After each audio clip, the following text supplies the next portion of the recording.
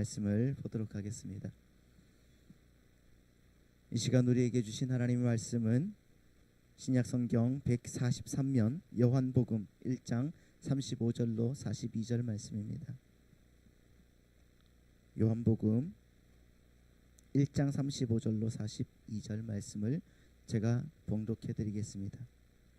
또 이튿날 요한이 자기 제자 중 두 사람과 함께 섰다가 예수께서 거하심을 보고 말하되 보라 하나님의 어린 양이로다. 두 제자가 그의 말을 듣고 예수를 따르거늘 예수께서 돌이켜 그 따르는 것을 보시고 물어 이르시되 무엇을 구하느냐. 이르시되 랍비여 어디 계시오니이까 하니 랍비는 번역하면 선생이라. 예수께서 이르시되 와서 보라. 그러므로 그들이 가서 계신 데를 보고 그날 함께 거하니 때가 10시쯤 되었더라. 요한의 말을 듣고 예수를 따르는 두 사람 중에 하나는 시몬 베드로의 형제 안드레라. 그가 먼저 자기의 형제 시몬을 찾아 말하되 우리가 메시아를 만났다 하고, 메시아는 번역하면 그리스도라. 데리고 예수께로 오니 예수께서 보시고 이르시되 네가 요한의 아들 시몬이니 장차 게바라 하리라 하시니라. 게바는 번역하면 베드로라. 아멘. 자, 오늘 또 주님께서 은혜로 우리를 이끄시고 능력으로 우리를 채우실 줄 믿습니다. 여러분들께 질문을 하나 드리면, 여러분 성경은 몇 권입니까? 네. 되게 자신이 없게 66권 뭐 이러시는 것 같은데요. 성경은 몇 권이죠? 66권입니다. 구약은요 39권, 신약은 27권입니다. 그래서 66권이에요. 그렇죠? 여기 답이 나와 있습니다. 성경은 여러분 약 1500년에 걸쳐서 40여 명의 저자들에 의해서 쓰여진 책입니다. 그러니까 모세오경 하면 뭐가 있죠? 창세기, 출애굽기, 레위기, 민수기, 신명기잖아요. 율법서라고 하는데 이 모세오경을 쓴 사람이 누구라고요? 답이 나왔죠. 모세입니다. 모세오경이니까. 그렇죠? 그럼 마태복음은 누가 썼죠? 마태가 썼습니다. 누가복음은요? 누가가. 사도행전은 사도가 누가가 썼습니다. 그렇죠? 그러니까 이렇게 쓴 책이란 말이에요. 그런데 여러분 우리 그리스도인들은 성경 저자들이 이 성경을 썼죠. 이 성경을 썼지만은 사람이라는 그 불완전한 존재가 글을 쓸 때는 반드시 뭐가 있죠? 오류가 있단 말이에요. 오류가 있을 수 있어요, 없어요? 있습니다. 그렇기 때문에 우리 그리스도인들은 이 성경 한 단어 한 단어, 한 구절 한 구절은 모두 하나님께서 관여하시고 의도하신 그림을 믿습니다. 믿으십니까, 여러분? 그러니까 글은 성경 저자들에 의해서 쓰여졌지만 성경은 그 모든 것은 성령께서 그 성경 저자들을 관여하시고 의도하신 뜻에 따라서 쓰여졌단 말이에요.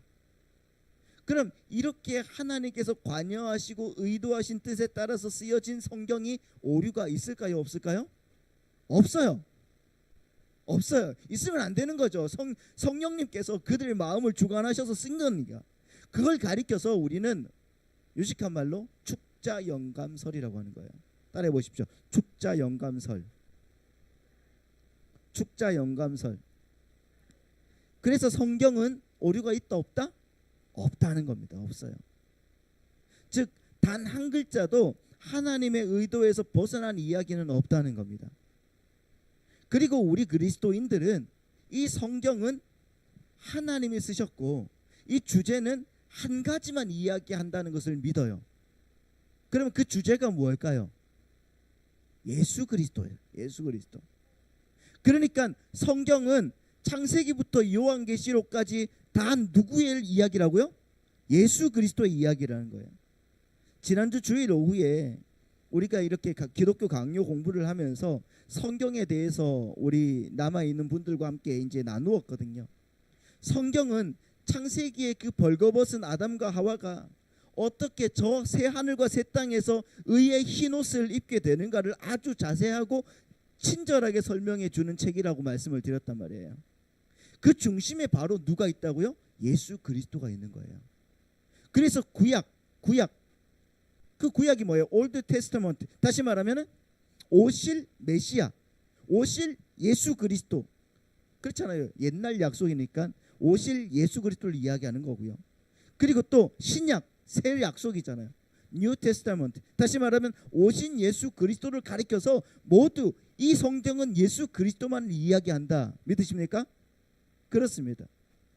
그런데 문제는 안 읽어보신 분들은 그래 그렇구나 하고 넘어가시는데, 성경을 좀 읽어보신 분들은 그러잖아요. 내가 구약을 몇 번 읽어봤는데 구약에 예수님을 소개하는 장면은 조금밖에 안 나오던데, 그러니까 뭐 이사야에 조금 나오고 예레미야에 조금 나오고 뭐 이렇게 에스겔이나 예레미야 그 다니엘에서 조금 나오는 것 같은데, 그리고 구약 보면은 꼭 이렇게 복 받는 거, 복 받으려면 하나님 말씀 잘 지켜야 된다, 이런 말씀만 나오던데 무슨 구약이 예수님에 대한 소개냐, 이렇게 말씀하시는 분들이 꼭 계세요. 그렇게 계시거든요. 그걸 아주 자세하고 뭐 또 사려 깊게 이렇게 설명을 드리려고 하면은 여러분 시간이 좀 부족하니까, 정말 궁금하신 분들은 오늘 예배 후에 식사를 하시고 성경 공부 시간에 만나시면 됩니다. 자, 인상이 좀 어두워지시는데 아무튼 그렇습니다. 완벽하게 알 수가 있어요. 아무튼 여러분, 오늘 말씀 전에 제가 왜 이렇게 성경에 대해서 먼저 이렇게 주님의 말씀을 이렇게 설명을 하는가, 성경에 대해서 먼저 설명을 하는가, 여러분 왜 그럴까요? 궁금하지 않습니까? 네? 왜냐하면 성경은 창세기부터 요한계시록까지 다 연결되어 있는 거란 말이에요. 누구로? 예수 그리스도로. 누가 이렇게 연결시켜 놓았다고요? 하나님께서 성령으로 기록하는 그 성경 저자들에게 역사하셔서 이렇게 성경이 쓰여졌다는 겁니다. 이게 무슨 영감설이라고요? 축자 영감설이라고 하는 거예요. 그러니까 지난주까지 침례 요한에 대해서 말씀을 드리면서 침례 요한만, 그 당시에 침례 요한만 누구를 알아볼 수 있었다고요? 예수님을 알아볼 수가 있었다. 예수님을 알아볼 수 있는 눈이 있었다고 말씀을 드렸죠. 그런데 오늘 본문을 보면은 맨 처음에 어떻게 나와 있습니까? 또 이튿날이라고 말하고 있어요. 또 이튿날이라는 단어가 보이죠. 근데 여러분, 우리는 그걸 놓치면 안 된다는 거예요. 이 이튿날이라는 단어 이 자체를 놓치면 안 돼요. 그래서 우리 성도님들에게 이걸 꼭 먼저 알려드려야 되고, 여러분들이 이걸 아셔야 돼서 지금 우리 성도님들과 함께 성경의 구조부터 말씀을 좀 드리려고 하는 겁니다. 그러면 우리 성도님들도 침례 요한처럼 예수님을 보는 온전한 눈이 열리게 될 줄 믿습니다. 아멘.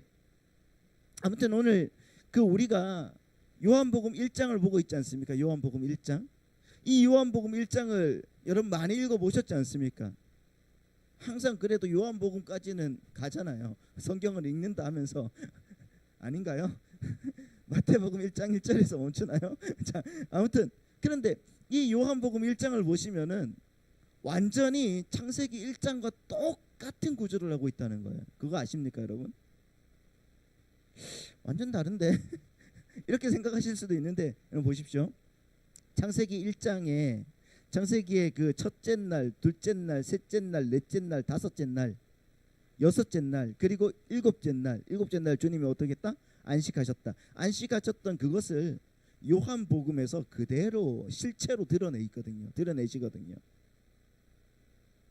여러분, 창세기 첫째 날에 하나님께서 말씀하셔서 뭐라고 하셨습니까? 빛이 있으라 했어. 빛이 있으라 하고 했다고요. 근데 이 빛은 여러분들에게 일전에 말씀을 드렸던 것처럼 태양빛이 아니란 말이에요. 그렇잖아요. 이 태양빛은 언제 나온다고? 창세기 넷째 날이 나오는 거예요. 넷째 날 태양은. 그러니까 그럼 이 빛은 뭐라고 했습니까? 이 빛은 히브리어로 오르라고 말하는데, 이 단어가 빛, 그러니까 발광체, 발광현상이라는 말로도 쓰이지만은 이 말은 어떤 말이냐고 하면 에너지원, 그리고 또 생명력이라는 그런 의미로 더 많이 쓰이는 단어란 말이에요. 에너지원, 생명력이라는 단어. 그러니까 빛이 있으라 했을 때 그 에너지원이 들어왔다는 거예요. 생명력이 확 들어왔는 거예요. 그런데 요한복음도 첫째 날 요한복음도 첫째 날 뭐래요? 빛이 세상에 오셨다 그러죠. 그렇지 않습니까? 그런데 이 빛도 태양빛이 아니죠. 그럼 이 빛이 어떤 빛이라고요? 9절 말씀을 보시면은, 자 시작. 참빛 곧 세상에 와서 각 사람에게 비치는 빛이 있었나니. 이 빛은 어떤 빛이라고요? 참빛이라. 참빛. 그 참빛이 오셨는데, 그 참빛인 분이 당신의 백성들을 영접하셔서 그들이 하나님의 자녀가 되는 권세를 받는, 그러니까 그분은 에너지원, 능력이었단 말이에요. 그렇잖아요. 그 참빛은 누구라고 말하고 있어요? 예수 그리스도. 할렐루야. 그 참빛이신 예수 그리스도께서 이 세상에 오셔서 비췄어요. 오셨지만, 그런데 세상은 알아봤다 알아보지 못했다? 알아보지 못했다는 거예요. 이게 여러분 요한복음의 첫째 날이라는 겁니다. 그리고 둘째 날, 먼저 여러분 창세기에 보면은, 창세기의 둘째 날에는 그 창세기 1장 6절 말씀을 보시면 이렇게 나와 있어요. 창세기 1장 6절 시작. 하나님이 이르시되 물 가운데 궁창이 있어 물과 물로 나뉘라 하시고. 자, 물 가운데 궁창이 있어요. 그러니까 모든 것은 전부 다 뭐였어요? 궁창이었단 말이에요. 궁창, 물이었습니다. 근데 이 물이었는데 이 물이 궁창 위의 물과 궁창 아래의 물로 어떻게 됐다? 갈라졌다는 거예요. 나뉘어졌다. 갈라지죠. 여기에서 중요한 것은 물이 어떻게 됐다? 나뉘어졌다는 게 중요한 거예요. 나뉘어졌다. 갈라졌다는 게 중요한 거예요. 여러분, 그런데 물이 갈라지고 하나님의 택한 자들이 구원을 받게 되는 사건이 출애굽기에 나오거든요. 그 출애굽기 어디에서 나오는가? 그게 바로 홍해 사건이란 말이에요. 그 홍해 사건은 하나님의 택한 자들만 살아나고 나머지 모든 죄인들은 다 물속에 수장하는 사건이에요. 다 죽는 사건입니다. 그런데 이 홍해 사건을 사도 바울이 그걸 뭐라고 부르죠? 침례라고 부르는 거예요.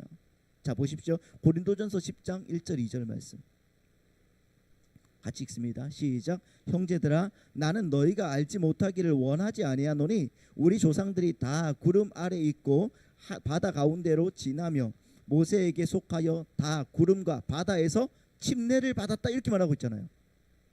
자, 홍해 사건은 침례 사건이에요. 맞습니까? 분명하게 그렇게 말하고 있어요. 그러니까 여기서 보시면은, 그런데 구름과 바다라고 하잖아요. 구름과 바다. 말씀을 좀 보여주세요. 구름과 바다에서. 그럼 구름이 뭐예요? 구름이 궁창 위의 물이라는 거예요. 그럼 바다는요? 궁창 아래 물이죠. 그 물들이 갈라진 것, 그리고 그 사이를 지나가는 것을 뭐라고 한다? 침례, 밥티조라고 말하는 거예요. 그렇게 표현하는 겁니다. 다른 말로 죄인이 궁창 위의 물과 궁창 아래의 물에 빠져서 모두 심판받아서 다 죽고 나머지 하나님의 택한 자들만 세 사람이 되어서 올라오는 것을 뭐라고 한다? 침례라고 하는 거죠. 그러니까 우리 성도님들이 침례를 받으셨죠? 다 침례를 거의 다 받으셨지 않습니까? 이 침례를 받고 세례를 받았다는 것은 우리 한 사람 한 사람은 다 죽고 다시 세 사람으로 살아나는 것을 의미하는 거예요. 예수 그리스도 안에서. 그걸 하나님께서 또한 노아의 홍수 사건을 통해서 또 보여주시거든요. 창세기 6장을 보시면은 사람들에게 죄악이 다 관영해요. 관영함을 보시고 서로 막 용사가 되고 서로 왕이 되려는 이 세상에서 하나님께서 궁창 위의 물과 궁창 아래의 물을 어떻게 한다? 합쳐버리죠. 궁창 위의 물과 궁창 아래의 물이 합쳐지는 거예요. 합쳐져서, 그러니까 모든 물들이 다 쏟아 부어서 이 땅에 숨쉬는 모든 것들은 다 도말되었단 말이에요. 그런데 그 중에 누가 살아남았어요? 노아. 하나님의 은혜로 방주를 지어서 살았어요. 그 방주에서 노아와 노아의 가족들은 뭐가 받은 거예요? 그러면 침례를 받은 거란 말이에요. 그래서 죄인이 예수의 은혜로 연합되어서 이전에 나는 죽고 예수로 인해서 다시 사는 것을 뭐라고 한다? 침례라고 한다는 거예요. 침례라고 한다. 근데 여러분 보세요. 요한복음에서 둘째 날에 누가 등장하는 거예요? 침례 요한이 등장해요. 침례 요한. 그렇잖아요. 이 빛을 쫙 보여주다가 그 다음에 누가 보여줘요? 침례 요한이 보여주는 거예요. 그런데 요한의 침례는 내가 죄인임을 인정하는 회개의 침례만 되는 거예요. 요한의 침례를 받는다고 해서 그들에게 구원이 이루어지는 게 아니란 말입니다. 그래서 예수님께서 오셔서 요한에게 침례를 받음으로 해서 죄인과의 연합이 이루어지는 거예요.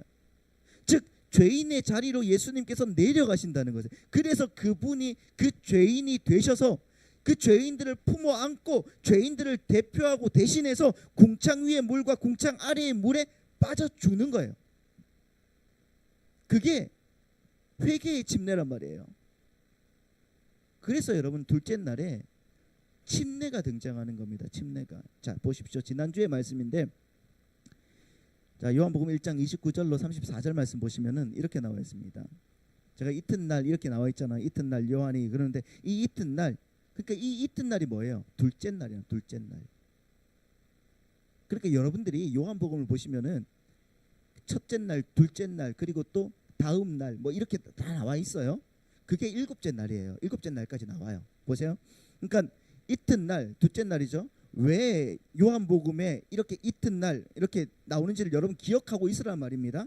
그러니까 요한이 예수께서 자기에게 나오심을 보고 이르되 보라 세상 죄를 지고 가는 하나님의 어린 양이로다. 내가 전에 말하기를 내 뒤에 오는 사람이 있는데 나보다 앞선 것은 그가 나보다 먼저 계심이라 한 것이 이 사람을 가리킴이라.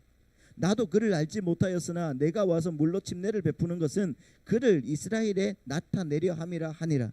요한이 또 증언하여 이르되 내가 봄에 성령이 비둘기같이 하늘로부터 내려와서 그 위에 머물렀더라.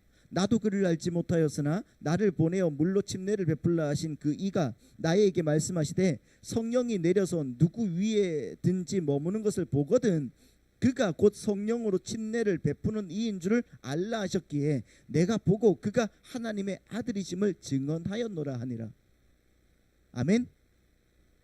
여러분 보십시오. 이렇게 둘째 날 우리 예수님은 회개의 침례를 받으심으로 죄인의 자리로 스스로 내려가셨다는 거예요. 그러니까 저주의 물로 죽어야 될 자들의 죽음을 예수님이 다 받아내셨다는 거예요. 다 받아내심으로 당신의 백성들이 하나님의 나라로 옮겨지게 되는 사건, 그걸 우리에게 보여주시는 겁니다. 아시겠죠 여러분?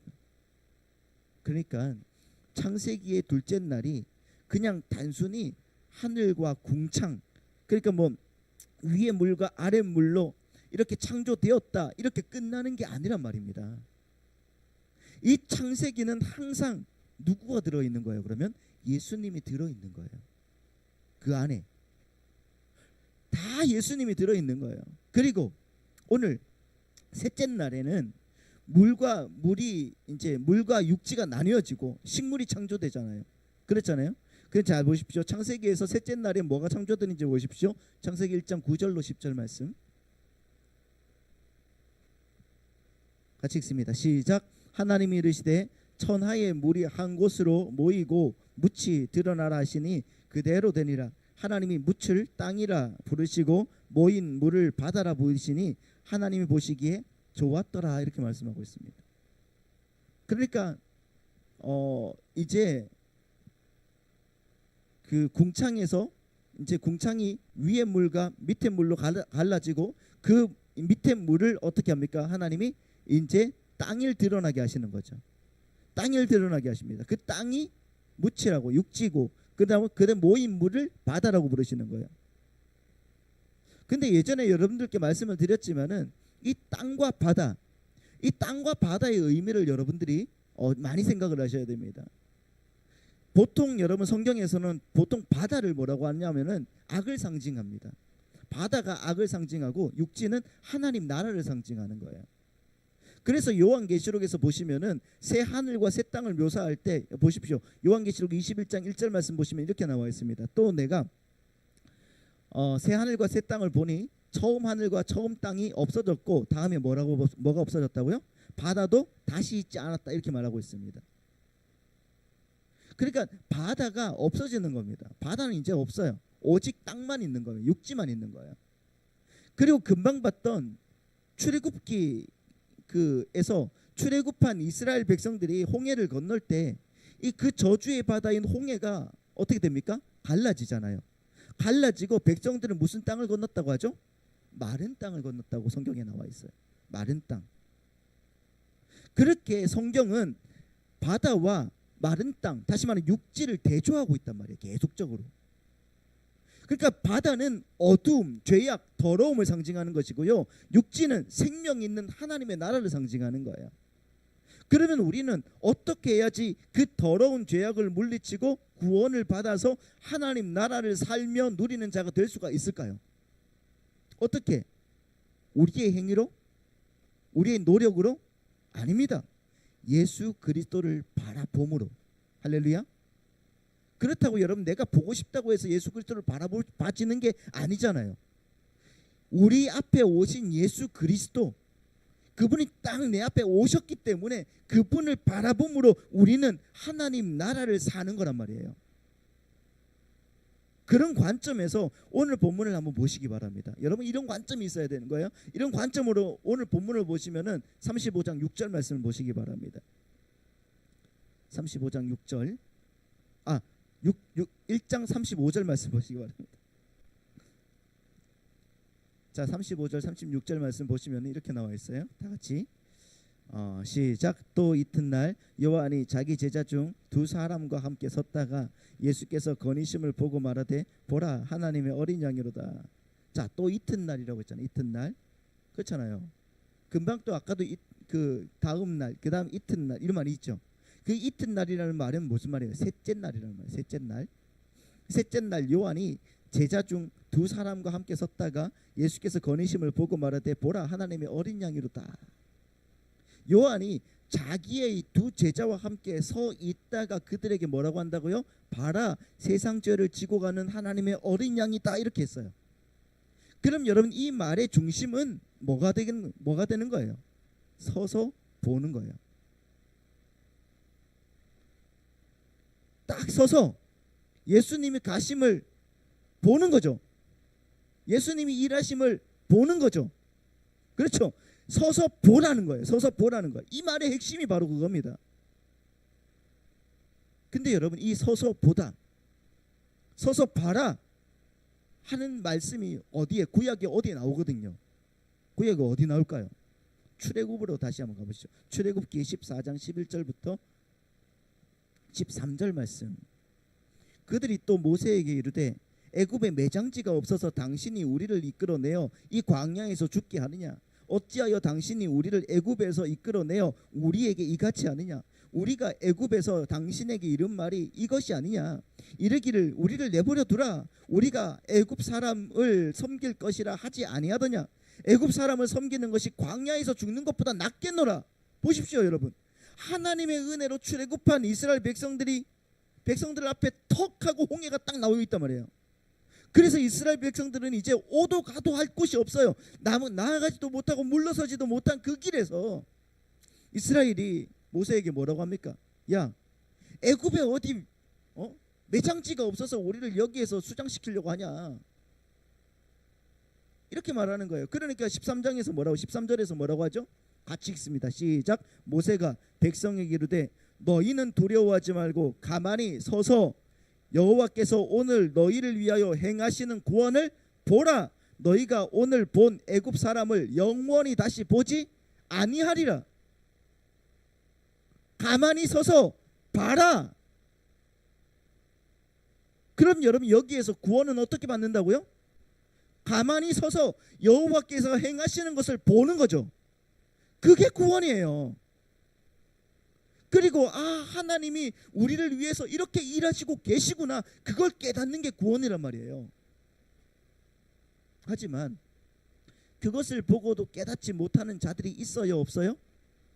있어요.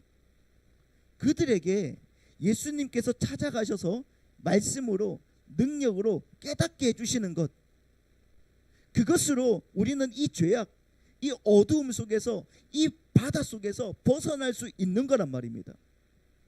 그리고 그 바다에서 어디로 하나님의 나라로 옮겨질 수가 있습니까? 그 바다에서 하나님의 나라로 이렇게 옮겨질 수가 있는 거예요. 하나님의 나라로. 그게 창세기의 셋째 날이라는 거예요. 오늘 본문에서도 여러분 침례 요한이 제자들에게 세상 죄를 지고 가는 하나님의 어린 양을 뭐라? 봐라. 그랬잖아요. 세상 죄를 지고 가는 하나님의 어린 양을 봐라, 보라 말한 것은, 야, 내 제자들아, 이스라엘이 애굽에서 어린 양의 피로 구출받아서 나오듯이 이제는 어린 양의 피가 아니라 하나님의 아들의 피로 죄와 사망의 그늘에 앉아있는 주의 택한 백성들을 구원하러 오신 그 어린 양, 진짜 어린 양, 여태까지 너희들이 제사로 드렸던 그 어린 양, 상징적으로 드렸던, 모형으로 드렸던 그 어린 양 말고 진짜 어린 양, 그 어린 양을 너희들이 봐야 돼. 보라, 이렇게 이야기하는 거예요. 여기에 여러분 엄청난 복음이 숨겨져 있는 거예요. 봐라.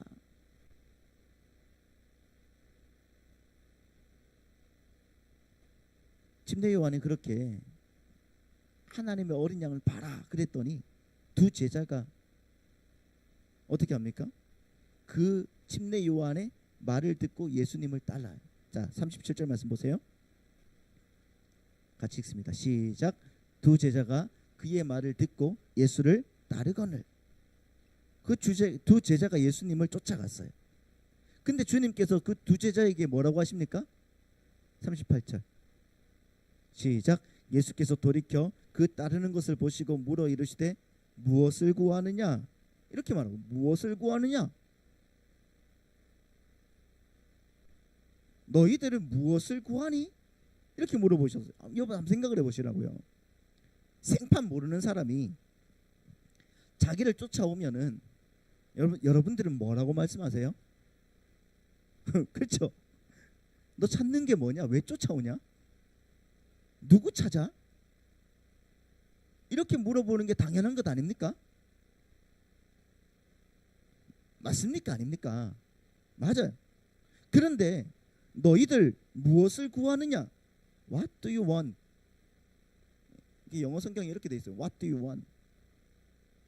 그런데 너희들 무엇을 구하느냐? 이렇게 물어보면 돼요, 안 돼요? 안 되면. 근데 주님께서 이렇게 물어봤단 말입니다. 이렇게. 그렇다는 것은 무엇을 구하니 너희들? 이렇게 물어봤다는 것은 주님이 이 두 제자의 마음을 이미 간파하셨다는 거예요. 우리도 그렇고 대부분의 사람들은 누구를 따르는가 보다는, 그렇잖아요, 그 사람을 쫓아서 무엇을 얻느냐에 더 관심이 있지 않습니까? 인간의 속성이 그렇지 않습니까? 제자들도 마찬가지였어요. 그들도 누구를 따르는가에는 관심이 없어요. 그리고 내가 그를 따라서 갖게 되는 이득이 뭔가에 초점을 맞추고 예수님을 따랐던 거예요. 그래서 그들의 마음을 간파한 예수님이 넌 누구를 쫓아오니? 이렇게 물어본 게 아니라, 왜 쫓아오니? 이렇게 물어본 게 아니라 무엇을 구하느냐? 이렇게 물어보는 거예요. 그랬더니 제자들이 뭐라고 합니까? 38절 후반절에 보십시오. 시작. 이르되 랍비여 어디 계시오니까? 랍비는 번역하면 선생이다. 랍비여 어디 계시오니까? 이렇게 물어봐요. 그리고 관료에 뭐라고 돼 있다고? 랍비는 번역하면 선생이다. 이렇게 랍비의 번역을 이렇게 덧붙이고 있단 말입니다. 이 말은 제자들이 무엇을 구하느냐 이렇게 물어보는 예수님 말에, 예, 저희는 당신은 선생님이니까 선생님에게서 뭔가 배우기를 원합니다. 이렇게 예수님을 그냥 무언가 배울 수 있는 선생으로만 생각했다는 거예요. 그러니까 자기의 유익을 위해서 무엇을 배울 수 있는 선생으로만 예수님을 생각했다는 거죠. 그러니까 이들은 아직 빛을 볼 수 있는 눈이 있었던 사람이에요? 없었던 사람이에요? 없었던 사람이, 소경이라는 거예요. 그랬더니 예수님이 39절입니다. 39절 같이 읽습니다. 시작. 예수께서 이르시되 와서 보라. 그러므로 그들이 가서 계신 데를 보고 그날 함께 거하니 때가 10시쯤 되었다 이렇게 말해서 주님께서 뭐라고 하신다고요? 와서 보라. Come and see. 와서 보라 그런다고요. 그러므로 그들이 계신 데를 보고 그날 그들이 예수님과 함께 거했는데, 그런데 여러분 여기서 요한을 보십시오. 요한복음을 보시면은 뭐라고 되어 있냐고 하면 요한이 뜬금없이 뭐라고 해요? 그때가 몇 시였다고 말하고 있습니까? 10시쯤 되었다 이렇게 말해요. 10시쯤. 여러분 어떻게 이렇게 뜬금없이 시간을 거기에 딱 갖다가 기록해 놓았을까요? 왜 시간을 이렇게 기록해 놓았을까요? 여러분 성경을 읽다가 그때가 10시쯤 되었더라 이 말에 여러분 궁금하지 않으셨습니까? 왜 그럴까요? 생각을 해보십시오. 왜 여기에다가 시간을 딱 이렇게 기록해 놓았을까? 여러분 이스라엘 시간으로 10시면은 우리나라 시간으로는 오후 4시쯤 됩니다. 해가 질 시간이에요. 오후 5시 6시면은 이제 저녁이거든요. 저녁이 아니라 그 이스라엘은 6시 오후 6시만 되면은 다음 날입니다. 그렇죠? 그러니까 요한이 사흘째를 시작하면서 보라 세상 죄를 지고 가는 하나님의 어린 양이다라고 제자들에게 설명한 후에 빛이신 예수님을 만난 그 2명의 제자들이 아침부터 저녁이 되기 전까지, 그러니까 하루 종일, 그 말은 빛이 있는 그 동안에 빛이신 예수님과 함께 거하는 그 시간에 그들이 빛을 보게 되었은 거예요. 빛을 보게 되었. 다시 말하면은 그 변화되었다는 것을 말하는 거예요. 그들의 눈이 그 시간에 띄어졌다는 것을 말하는 거예요. 10시쯤 되었다. 그 10시, 4시에 띄어졌다는 것을 말하는 거예요. 여러분, 유대인들은 어떤 순간을 강조할 때는 꼭 그 옆에 시간을 기록한다고 그래요. 유대인들의 이게 거의 법칙과 같대. 그러니까 어떤 순간, 어떤 정말 중요한 순간을 기록할 때는 꼭 시간을 기록한다. 예수님이 그들을 보고 와서 보라, come and see 하고 그들이 예수님과 함께 거하면서 예수님으로부터 예수님의 말씀을 듣고 복음을 소개받고 그리고 그 능력으로 복음이 막 깨달아지기 시작한 그때가 바로 예수님이 와서 봐라 하고 그들을 불렀던 그 시간이라는 것을 말씀하고 있는 거예요. 그러면 그들의 무지와 죄악과 어두움이 어떻게 물러갔습니까? 그들은 원래 어디에 살고 있었습니까? 죄악된 바다에 살고 있었어요. 그래서 그들을 어부를 부른 거예요.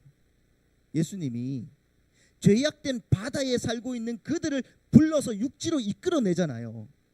그렇죠? 그 지옥에 살고 있는 사람들을 불러서 하나님의 나라로 끌고 간다는 거예요. 그게 예수님과 함께 그래서 거하는 것으로 그들이 육지로 옮겨지게 된 거란 말이에요. 바다에서. 그래서 그들이 어부인 거예요. 그래서 이 셋째 날에 제자들이 예수님과 함께 거하는 장면이 딱 들어가 있는 거란 말입니다. 그들의 인생이 변한 시점이 바로 제10시 10시쯤 예수님과 함께 거하기 시작한 바로 그때였다는 것을 보여주는 거예요. 그러니까 여러분, 그리고 나서 자, 그 42절 말씀 보시면은 뭐라고 하고 있습니까? 40절부터 보시면은 요한의 말을 듣고 예수를 따르는 두 사람 중에 하나는 시몬 베드로의 형제 안드레다. 41절 보니까 그가 먼저 자기의 형제 시몬을 찾아 말하되 우리가 누구를 만났다 그러죠? 메시아를 만났다 그러는 거예요. 메시아를 만났다. 이제 여러분 확실한 신앙 고백이 서는 거예요. 그래서 그게 셋째 날이라는 거예요. 그리고 그렇게 혼돈을 질서로 잡아서 이제 준비된 그 틀에다가 아직 여러분 남아있는 게 뭐죠? 혼돈을 질서로 잡긴 잡았는데 그 안에 공고가 남아있는 거예요. 자, 그 한번 표를 한번 보여주시겠습니까? 창세기에 보시면은 자, 창세기 첫째 날 둘째 날 하는 거 있을 거예요. 그거 한번 보여주시면 바로 이거예요. 그거 말고 앞에 거, 그렇죠? 첫째 날 둘째 날 셋째 날 하나님께서 뭘 만드신 거다? 틀을 만드신 거예요. 그 틀을 만드셨어요. 첫째 날에. 그리고 그 틀에다가 그 틀을 만들었다면 그 안에 공허가 남아 있잖아요. 그 공허에다가 넷째 날, 창세기의 넷째 날, 그러니까 창세기의 첫째 날의 공허를 넷째 날에 집어넣은 거예요. 그리고 그렇죠? 다섯째 날, 그러니까 그 다섯째 날, 그러니까 둘째 날의 공허를 다섯째 날에 집어넣은 거고요. 그리고 또 셋째 날의 공허를 여섯째 날에 딱 집어넣었어요. 그렇게 질서가 이렇게 공허를 채우는 거예요. 자 보십시오. 그리고 한 번 더 넘겨주시면 이렇게 나와 있습니다. 자, 첫째 날에 뭐가 나왔다고요? 빛이 창조되었죠. 빛이 나왔어요. 그 빛이 넷째 날에 해와 달과 별로 채워지는 거죠. 그렇죠? 그리고 또 둘째 날에 궁창이 갈라졌습니다. 위에 물과 아래 물로 갈라졌는데, 그래서 거기서 다섯째 날 뭐죠? 새와 물고기들이 창조가 되었어요. 그걸 채우기 위해서. 그리고 셋째 날에 바다와 육지가 갈라졌습니다. 육지로 갈라졌어요. 그걸 채우기 위해서 여째 날에 육축과 짐승과 사람이 창조가 되었단 말이에요. 그렇게 여러분 이제 이게 완성된 일곱째 날에는 하나님이 그래서 어떻게 했다? 안식하셨다. 그리고 나서 이 다음은 여러분 우리가 이제 나중에 말씀을 드리기로 하고, 중요한 것은 요한복음 이렇게 창세기 1장이랑 똑같은 방식으로 쓰여져 있다는 거예요. 아시겠죠? 조금 이해가 되십니까? 그냥 이해만 하시면 됩니다. 너무 많이 알려고 이렇게 하지 마시고 이해만 하셔요. 이것이 여러분 성령님에 의해서 그 하나님의 의도에 한치도 오류가 없이 하나님의 교회에게 이게 소개를 하는 거예요. 누구를? 예수 그리스도를 소개하기 위해서 창세기를 이용하는 거란 말이에요. 그가 예수님이 우리를, 제자들을 찾아오시는 이야기.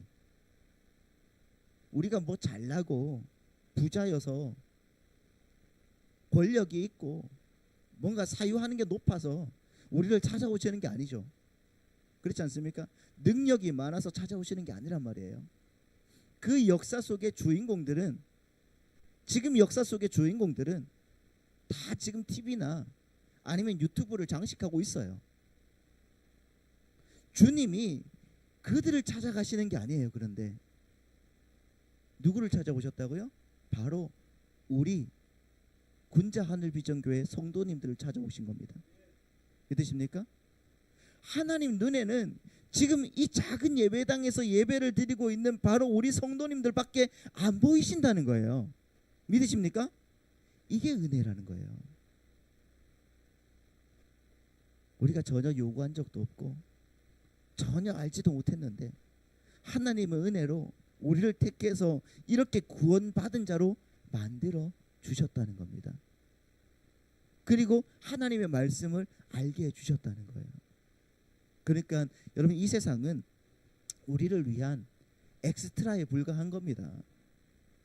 우리가 꼭 엑스트라 같지 않습니까? 돈도 없고 희미하고 참 사는 것도 참 불쌍하고 내가 왜 이렇게 살아야 되나 이렇게 생각이 되겠지만은 여러분 아니에요.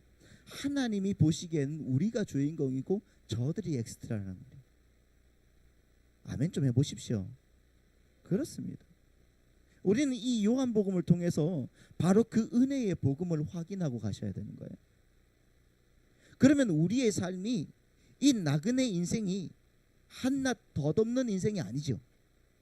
그게 아니라 매일 발걸음마다 예수 그리스도가 나를 인도하는 믿음의 길, 승리의 길이 된다는 것을 여러분 기억하시기 바랍니다. 할렐루야.